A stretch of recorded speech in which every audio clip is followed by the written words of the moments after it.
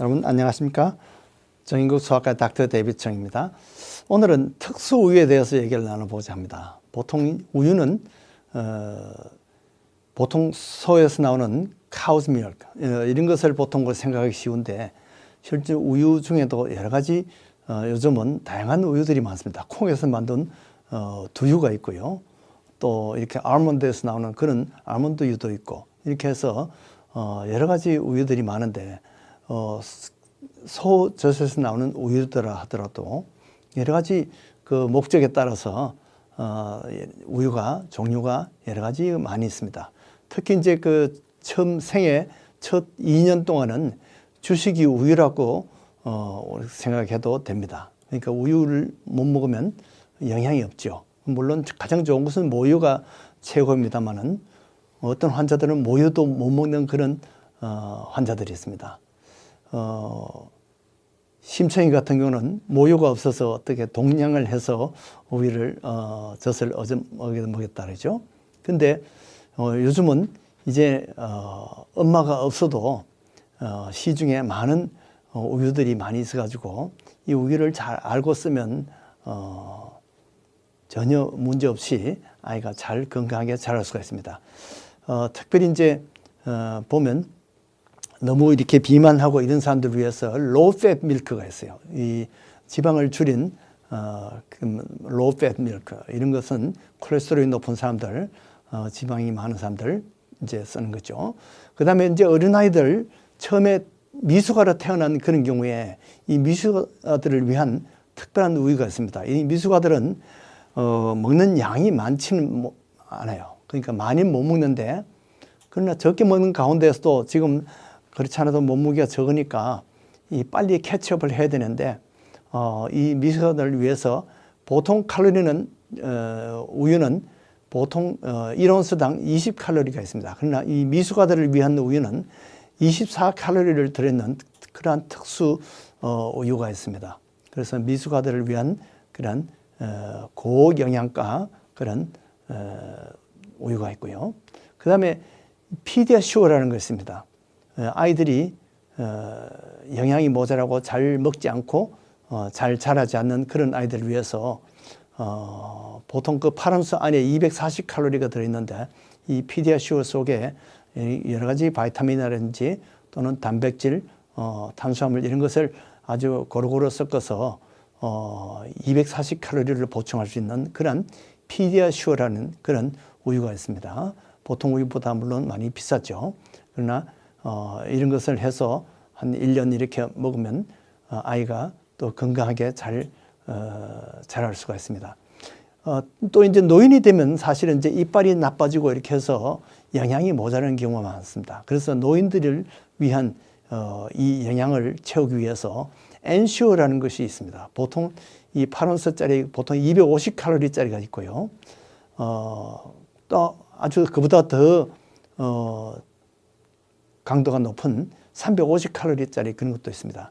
저희 장모님은 언제 한 80세 정도 되니까 이빨이 부실해서 음식을 잘 잡수지 못했어요. 그럴 때 이제 애기들 먹는 그런 아이스밀이나 이런 우유를 가지고 이제 건강을 유지했다가 이제 90세가 지나니까 칼로리가 그래도 모자라서 나중에는 이제 이 엔슈어를 계속 보충을 해서 99세 거의 100세까지 사시다가 하늘나라로 가셨습니다. 이렇게 해서 이 엔슈어가 이빨이 부실하고 연세 많은 분들에게는 역시 생명을 연장하는 이런 귀한 영양유가 됩니다.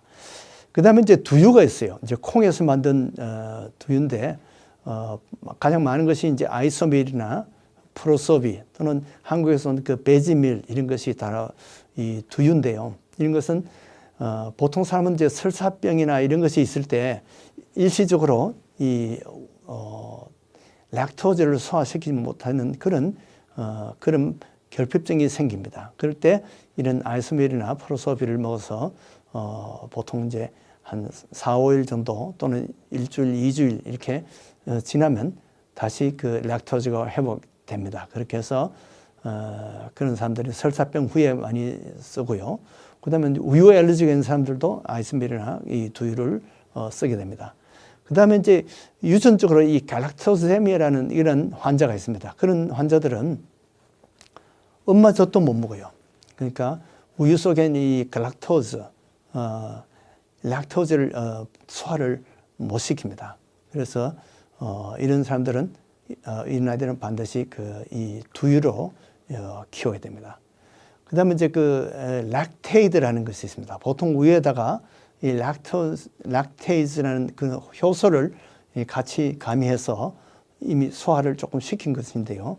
이것은 우유 속에 있는 그 락토즈, 당분을 분해하지 못하는 그런 환자들이 있습니다. 저도 그 환자 중에 하나입니다. 락토즈 인톨러런스라고 그러는데 보통 사람들은 그냥 장염 후에 일시적으로 있지만은 그러나 이제 어느 나이가 지나면 이 락토즈를 소화 못하는 그런 평생 못하는 그런 경우가 있습니다. 그래서 나이 들면서 영구적으로 락토즈 인톨런스가 있는 사람이 있습니다. 그런 사람들은 이런 락테이드라는 그런 우유를 쓰는 것이 좋습니다.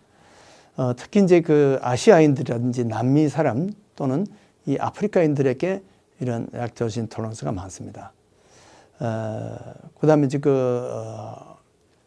이 알몬드에서 나오는 그런 알몬드 우유가 있고요. 그다음에 이 단백질을 소화 못하는 그런 아이들이 있습니다. 그러니까 우유를 먹으면 자꾸 보채고 울고 또는 구토하거나 또는 아이가 자라지 못하고 영양이 부실한 그런 아이들이 있습니다.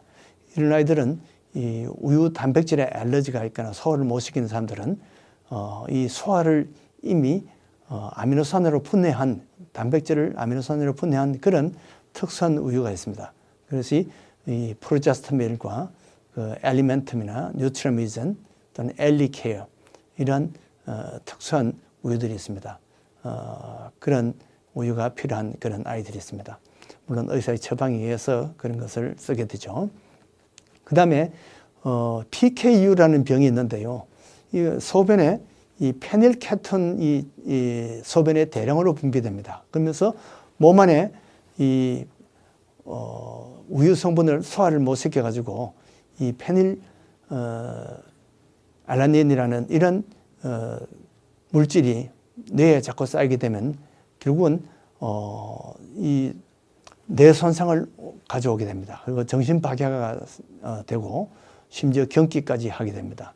그래서 이런 아이들은 로우 페날락이라는 그런 우유가 있습니다. 이것은 우유 단백을 분해해 가지고 갈락토즈를 줄인 그런 특수한 우유입니다. 이런 우유를 이제 먹여야지 되는 그런 경우였습니다.